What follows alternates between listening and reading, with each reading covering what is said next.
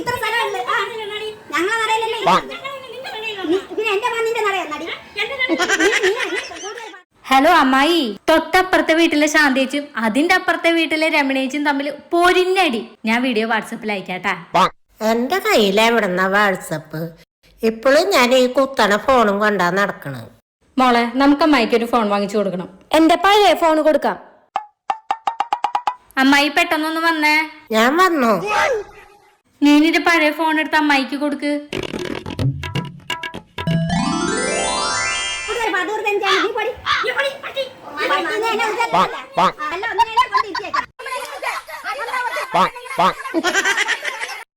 ഞങ്ങൾക്ക് ഇത്ര സ്ഥലമുണ്ട്.